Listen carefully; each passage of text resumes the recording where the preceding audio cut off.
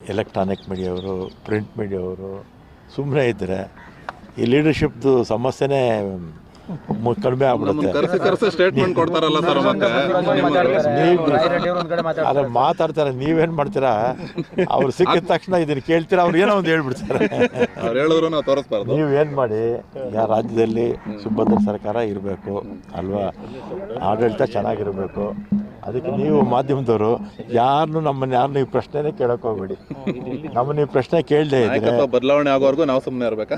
ಅಲ್ಲ, ಬದಲಾವಣೆ ಆಗೋದು ಬಿಡೋದು ಅದ್ರ ಬಗ್ಗೆ ನಾನು ಎಲ್ಲೂ ಯಾವತ್ತೂ ಮಾತಾಡಿಲ್ಲ, ಇವತ್ತು ಮಾತಾಡಲ್ಲ, ಮುಂದಕ್ಕೂ ಮಾತಾಡಲ್ಲ. ಅದೆಲ್ಲ ಕೂಡ ನಮ್ಮ ಹೈಕಮಾಂಡು, ನಮ್ಮ CM, ನಮ್ಮ ಪಕ್ಷದ ಅಧ್ಯಕ್ಷರು ಅವ್ರಿಗೆ ಬಿಟ್ಟಿದ್ದು. ಸರ್, ಈಗ ನರೇಗಾ ಯೋಜನೆ ಬದಲಾವಣೆ ಬಗ್ಗೆ 2 ದಿನದ ಅಧಿವೇಶನ ಕೂಡ ಮಾಡೋದಕ್ಕೆ ನೀವು ರೆಡಿಯಾಗಿದ್ದೀರಿ. ನಿನ್ನೆ BJP ಮತ್ತು JDS ನಾಯಕರು ಜಂಟಿಯಾಗಿ ಮಾತಾಡಿದ್ದಾರೆ ಸರ್. ಈ ಗಾಂಧಿ ಹೆಸರನ್ನು ವಿನಾಕಾರಣ ಬಳಸ್ಕೊಳ್ತಾ ಇರೋವಂಥದ್ದು. ಗಾಂಧಿ ಹೆಸರನ್ನ ನೀವು ಯಾವುದಕ್ಕೂ ಇಟ್ಟಿಲ್ಲ, ನೆಹರು ಹೆಸರನ್ನ ಇಟ್ರಿ. ಗಾಂಧೀಜಿಗೆ ದ್ರೋಹ ಬಗೆದವರು ಕಾಂಗ್ರೆಸ್. ಇವತ್ತು ನರೇಗಾ ಅನ್ನೋ ಹೆಸರನ್ನ ಇಂಥ ಆರೋಪಗಳನ್ನೆಲ್ಲ ಮಾಡಿದ್ದಾರೆ. ಈಗ ಮಹಾತ್ಮ ಗಾಂಧೀಜಿಯವರ ಹೆಸರು ದೇಶದ ಯಾವುದೇ ಭಾಗದಲ್ಲಿ ಹೋಗಿ, ಯಾವುದೇ ನಗರಕ್ಕೆ ಹೋಗಿ, ಯಾವುದೇ ಜಿಲ್ಲಾ ಕೇಂದ್ರಕ್ಕೆ ಹೋಗಿ ಮಹಾತ್ಮ ಗಾಂಧೀಜಿಯವರ ಹೆಸರುಗಳಿದೆಯೋ ಇಲ್ವೋ? ಅದನ್ನೆಲ್ಲ ಇಟ್ಟೋರು ಯಾರು?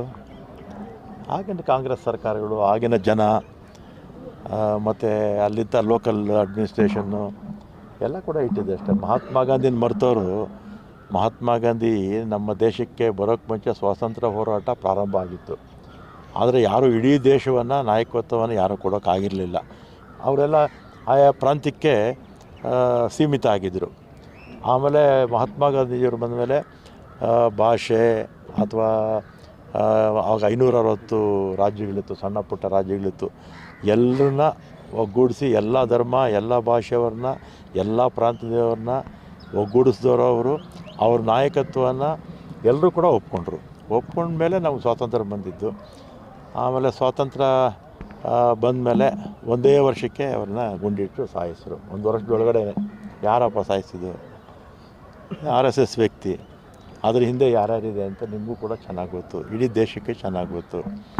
ಆಮೇಲೆ ಗಾಂಧೀಜಿಯವರ ಹೆಸರನ್ನು ನಾವ್ಯಾಕೆ ಕೆಟ್ಟ ತರಬೇಕು? ಗಾಂಧೀಜಿಯವರು ರಾಷ್ಟ್ರಪಿತ ಅಂತ ಇಡೀ ದೇಶ ಅವ್ರನ್ನ ಒಪ್ಕೊಂಡಿದೆ ಅಲ್ವಾ?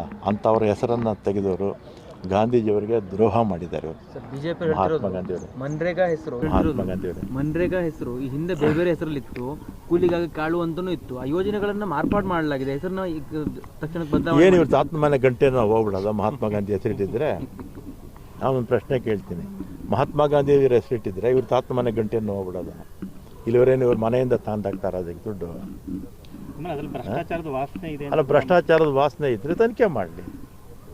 ಕೇಂದ್ರ ಸರ್ಕಾರ ಅವ್ರ ಕೈಯಲ್ಲಿದೆ, ED ಇದೆ, CBI ಇದೆ. ಆಮೇಲೆ 2019ರಿಂದ 23 ಇವರೇ ಇದ್ರಲ್ಲ. ಅಂದರೆ ಆಗ ನೀವು ಭ್ರಷ್ಟಾಚಾರ ಮಾಡ್ತಾ ಇದ್ದೀರಾ?